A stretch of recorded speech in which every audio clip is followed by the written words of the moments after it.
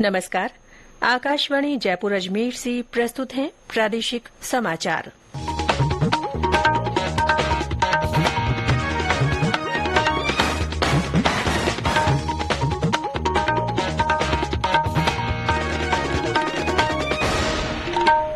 मुख्य समाचार। संसद में महिला आरक्षण विधेयक पारित। प्रधानमंत्री नरेंद्र मोदी ने कहा, ये विधेयक महिला सशक्तिकरण को नई ऊर्जा देगा। प्रधानमंत्री उदयपुर जयपुर वंदे भारत एक्सप्रेस को रविवार को दिखाएंगे हरी झंडी।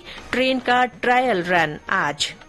मुख्यमंत्री अशोक गहलोत आज जयपुर में कॉन्स्टिट्यूशन क्लब ऑफ राजस्थान का लोकार्पण करेंगे। और राष्ट्रव्यापी आयुष्मान भव अभियान में सिर्फ 4 दिनों में 5 लाख से अधिक आयुष्मान कार्ड बने।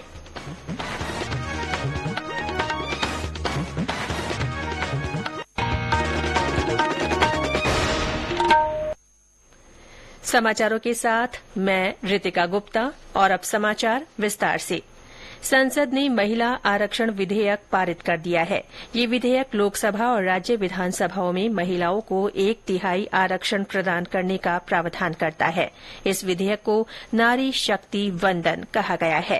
कल राज्यसभा में विधेयक को मंजूरी मिली। 214 सदस्यों ने इस विधेयक के समर्थन में मत दिया और किसी भी सदस्य ने इसके विरोध में मतदान नहीं किया। लोकसभा पहले ही इस विधेयक को स्वीकृति दे चुकी है। राज्यसभा में प्रधानमंत्री नरेंद्र मोदी ने कहा कि महिला आरक्षण विधेयक पर एक सकारात्मक चर्चा हुई और संसद के दोनों सदनों के कुल 132 सदस्यों ने इस चर्चा में भागीदारी की। उन्होंने इस विधेयक को अपना समर्थन देने के लिए सभी सदस्यों को धन्यवाद दिया। प्रधानमंत्री ने कहा कि ये विधेयक देश के लोगों में एक नए विश्वास को बढ़ावा देगा। मैं सबका हृदय से अभिनंदन करता हूं। सभी माननीय सांसदों ने और सभी राजनीतिक दलों ने एक बहुत बड़ी अहम भूमिका निभाई है। नारी शक्ति को एक विशेष सम्मान सिर्फ विधेयक पारित होने से मिल रहा है, ऐसा नहीं है। इस विधेयक के प्रति देश के सभी राजनीतिक दलों की सकारात्मक सोच होना, ये हमारे देश की नारी शक्ति को एक नई ऊर्जा देने वाली है। ये नए विश्वास के साथ राष्ट्र निर्माण में योगदान देने में नेतृत्व के साथ आगे आएगी। ये अपने आप में भी हमारे उज्जवल भविष्य की गारंटी बनने वाली।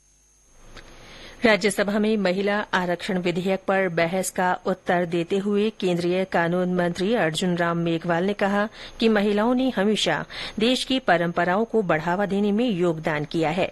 उन्होंने कहा कि इस विधेयक के कानून बनने और इसके कार्यान्वित होने पर देश महिलाओं को प्रतिनिधित्व देने के मामले में विकसित देशों की कतार में आगे बढ़ेगा।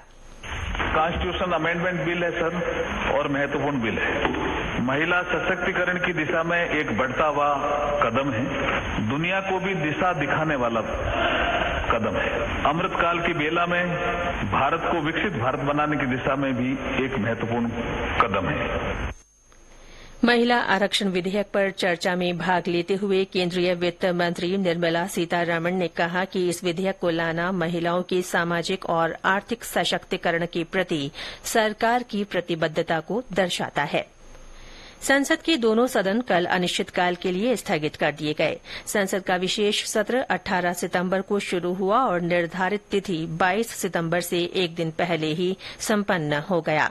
ये सत्र 19 सितंबर को संसद के दोनों सदनों की कार्यवाही को नए संसद भवन में स्थानांतरित करने और महिला आरक्षण विधेयक पारित करने जैसे ऐतिहासिक फैसलों के लिए याद किया जाएगा।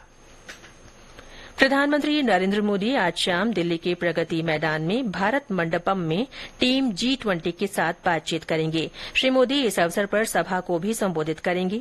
बातचीत के बाद रात्रि भोज होगा। इस बातचीत में लगभग 3000 लोग भाग लेंगे, जिन्होंने G20 शिखर सम्मेलन की सफलता में योगदान दिया है। इसमें विशेष रूप से वे लोग शामिल होंगे जिन्होंने शिखर सम्मेलन के सुचारू संचालन को सुनिश्चित करने के लिए जमीनी स्तर पर काम किया।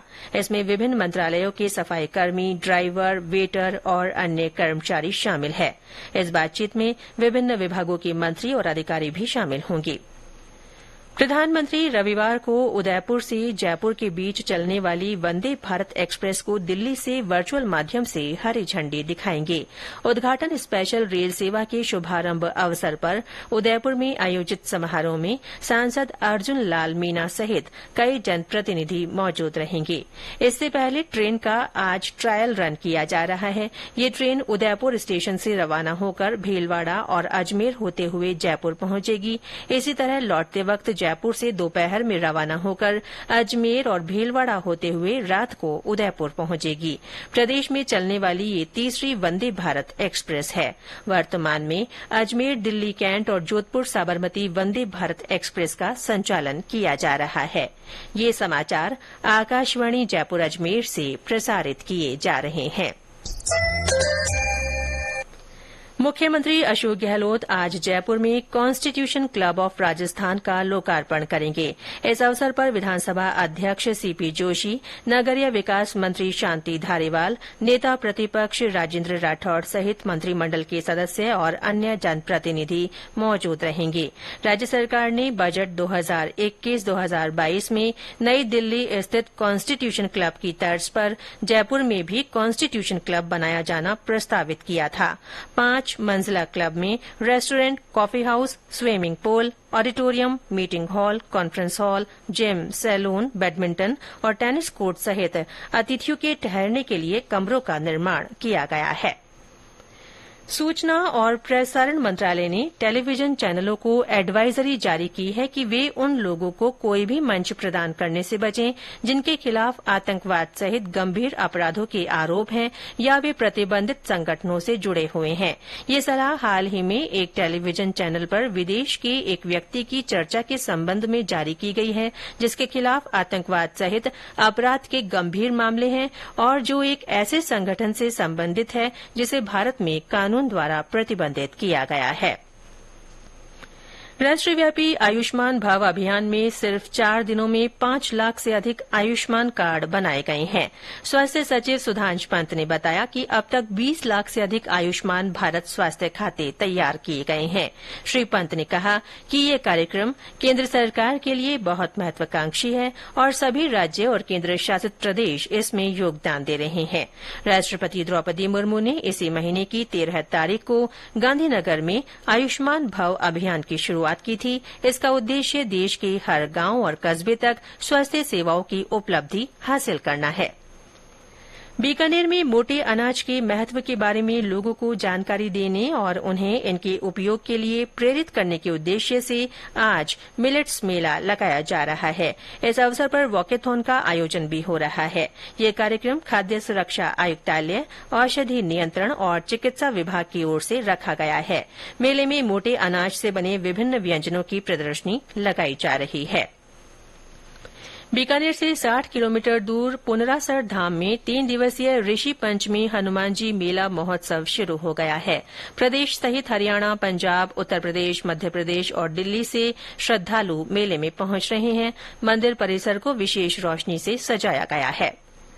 राज्य में विभिन्न स्थानों पर हल्की से मध्यम बारिश दर्ज की गई है। राजधानी जयपुर में आज सुबह कई जगह तेज तो कहीं कहीं हल्की बारिश हुई। भरतपुर में भी कई क्षेत्रों में हल्की बरसात दर्ज की गई। सीकर में कल देर रात तेज बारिश हुई, इससे शहर के निचले इलाकों में पानी भर गया। कोटा के गुरायता गांव में एनीकट पर नहाते समय 2 युवक कल रात कालीसिंध नदी के तेज बहाव में बह गए। बचाव दल उनकी तलाश कर रहा है। मौसम विभाग ने आज जयपुर, भीलवाड़ा, करौली, सवाईमाधोपुर, धौलपुर, दौसा, अलवर, भरतपुर, टोंक, बूंदी, बारां और चित्तौड़गढ़ जिलों में बारिश की संभावना व्यक्त की है। और अब श्रोताओं के लिए विशेष सूचना। क्षेत्रीय समाचार एकांश आकाशवाणी जयपुर ने विभिन्न जिलों में अंशकालिक संवाददाताओं के लिए आवेदन की तारीख बढ़ाकर 30 सितंबर कर दी है।